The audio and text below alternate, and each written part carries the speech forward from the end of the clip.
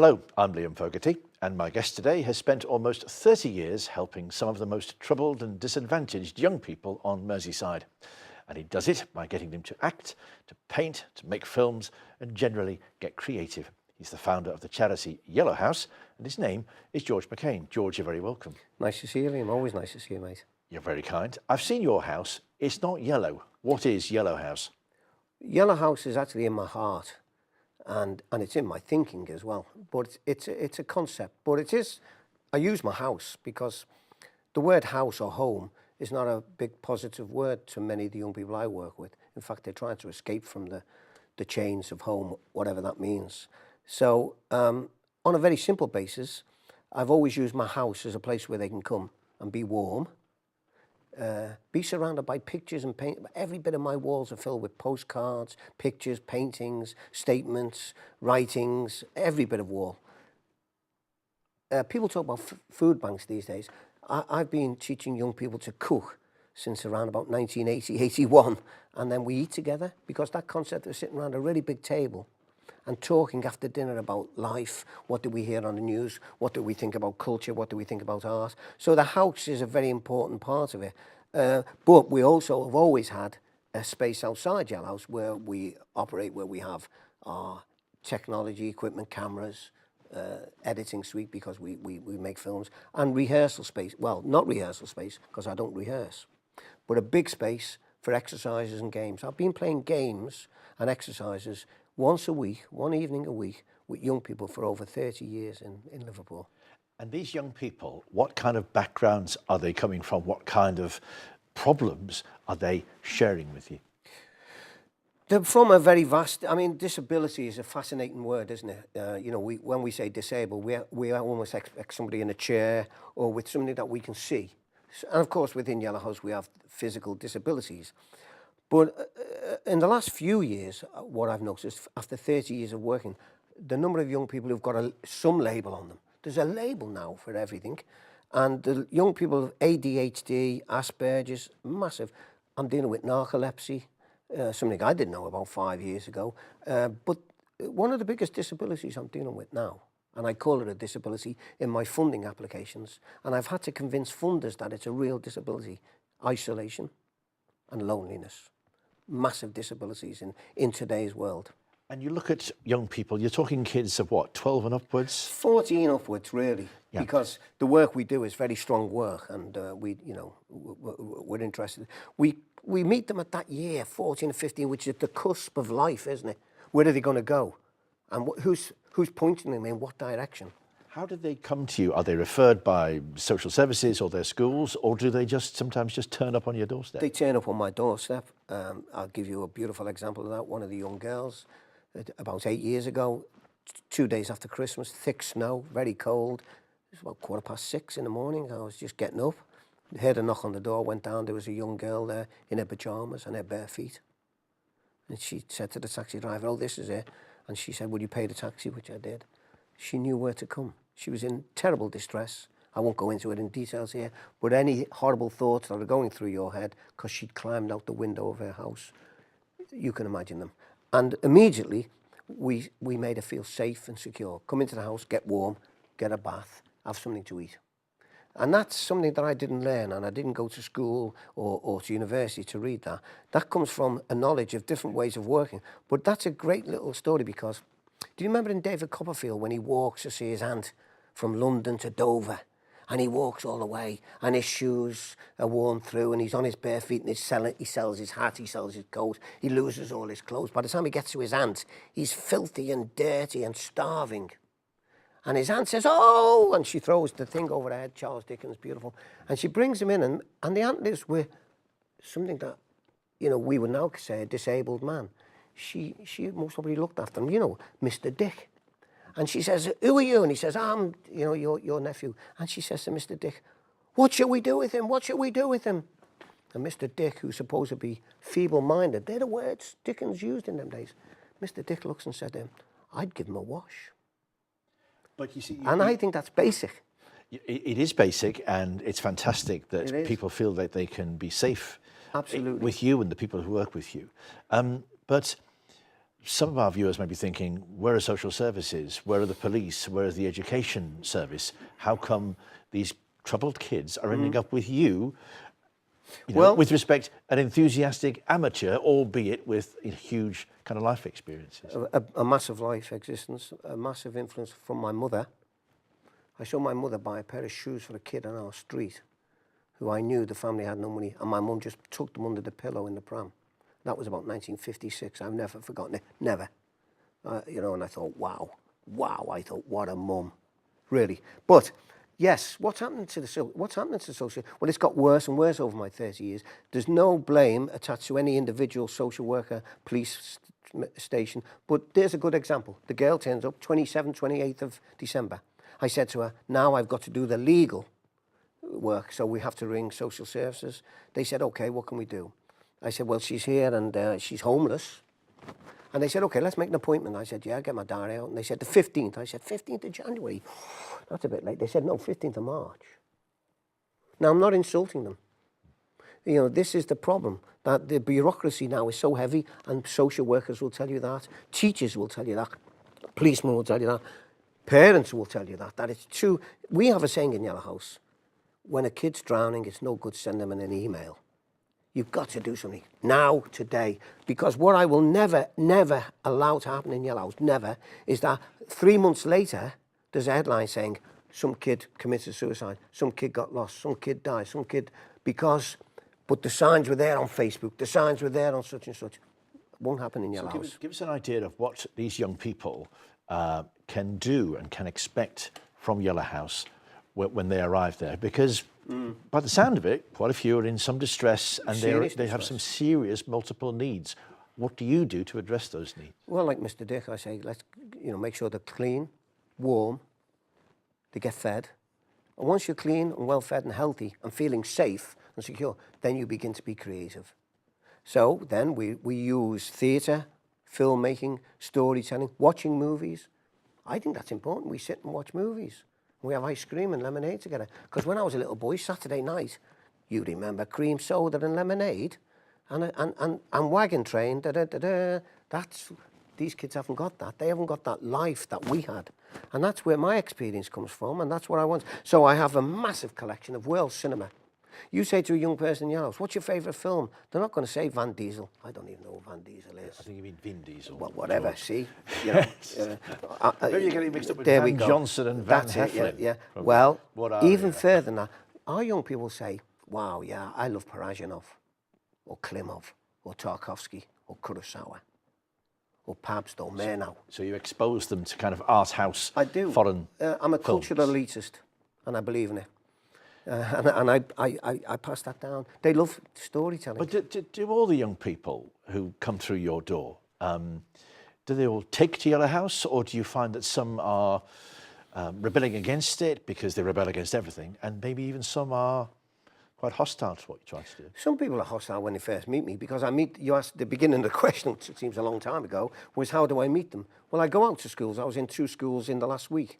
And of course, when I walk in looking like this, because this is my uniform, they come up to me and say, hey, are you a hippie? And I say, nah, I'm a happy.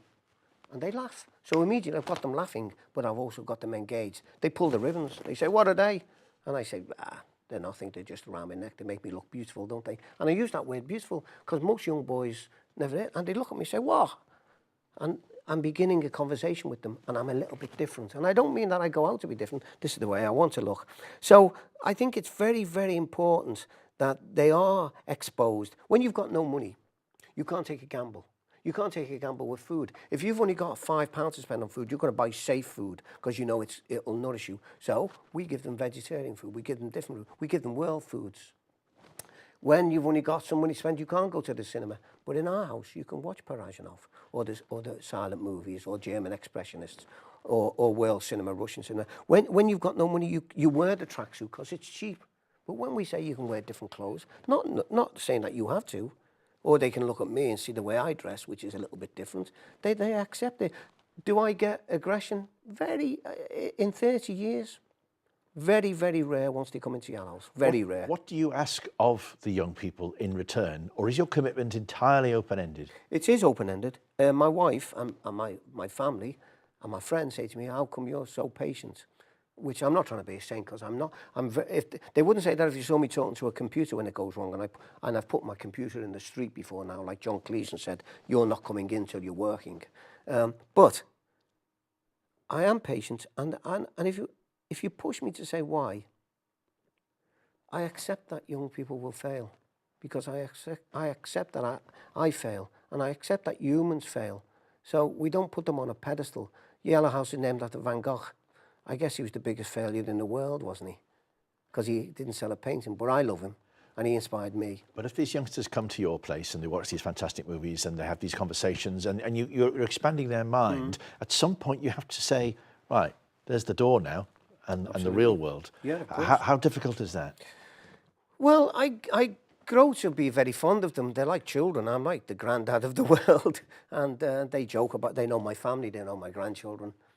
I think there's some beautiful stories. I could tell stories forever. If you keep the camera rolling for a week, I might take a breath soon. But, and it's interesting because just right now, one of the young boys, I went to school about 5 years ago. Young boy, are you a hippie? No, I'm happy. And he laughed. And I said to him, hey, Marlon Brando. Well, of course, he was about 13 then. It was about 5 years ago. He said, who's Marlon Brando? I said, you know, because he had curly hair and he was a bit stocky. He was up in Huyton, won't name the schools, a bit tough. And I said to him, you look like Marlon Brando. I said, you know, you got the swagger. He said, who's Marlon Brando? Well, I've hooked him.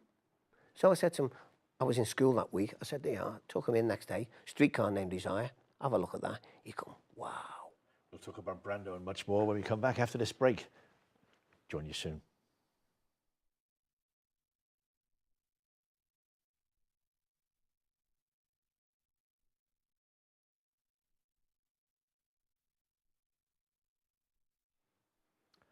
Welcome back. Today I'm meeting George McKane, the founder of the charity Yellow House.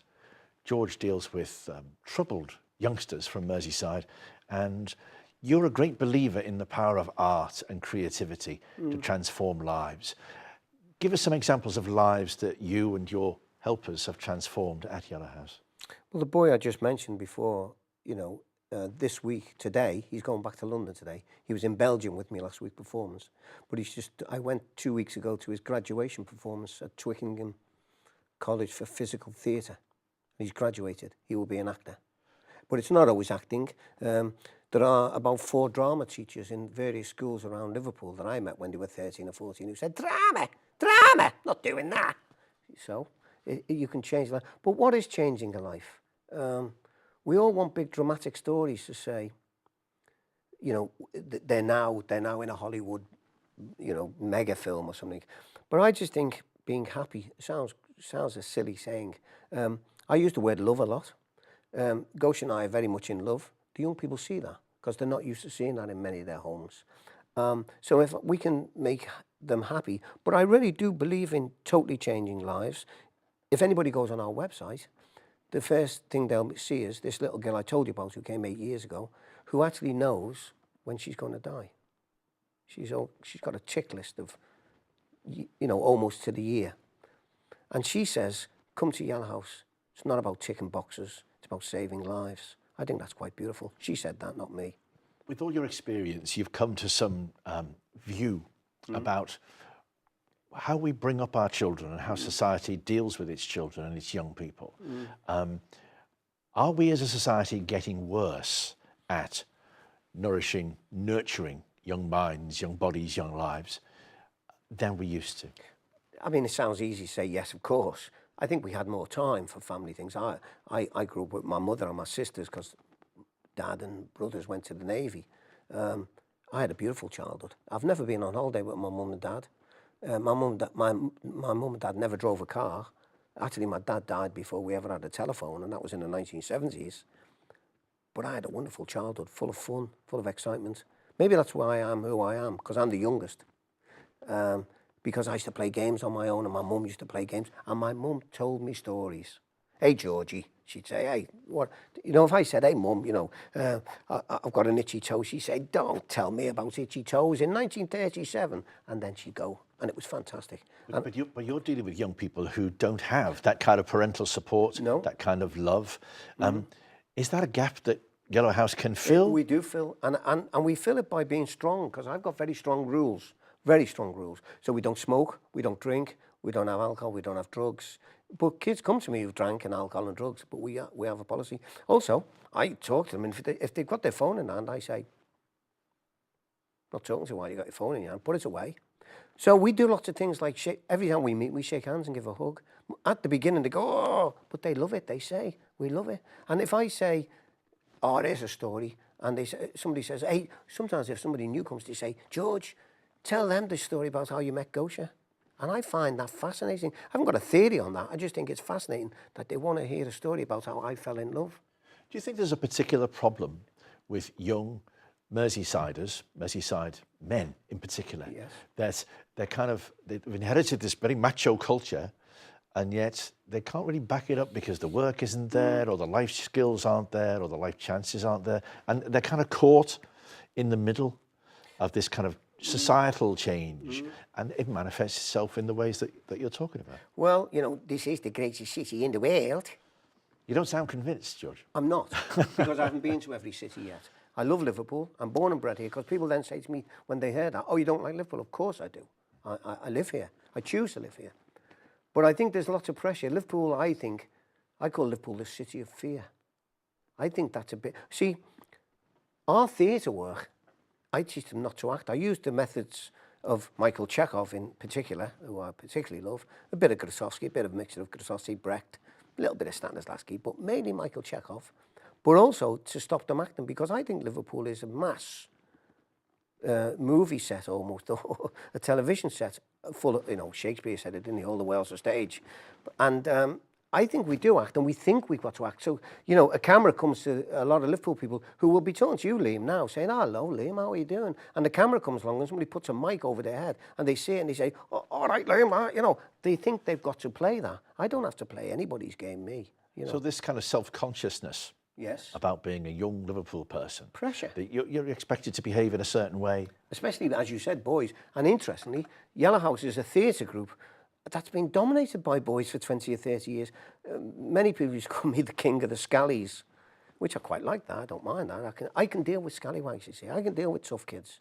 It doesn't frighten me. I've got a black belt in origami. Nothing can frighten me. And I say that joke. Now, about 6 weeks ago, a new boy come and he walked in and he was a bit mouthy. And I said, hey, you, I've got a black belt in origami. Watch yourself. And immediately, his name is Chris, by the way. Chris said straight back, don't be giving me that. I've got a black belt in Sudoku. And I said to him, I like you.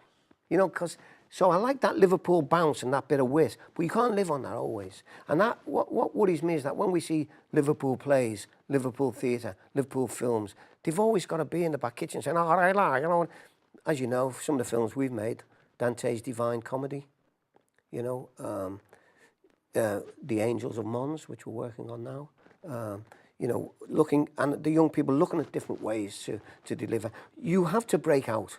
I do believe that.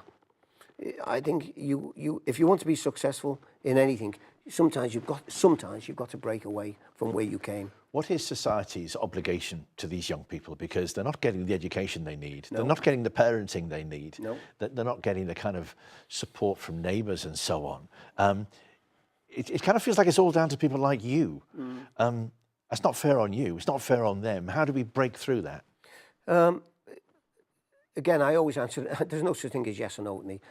5,000 young people, 5,000.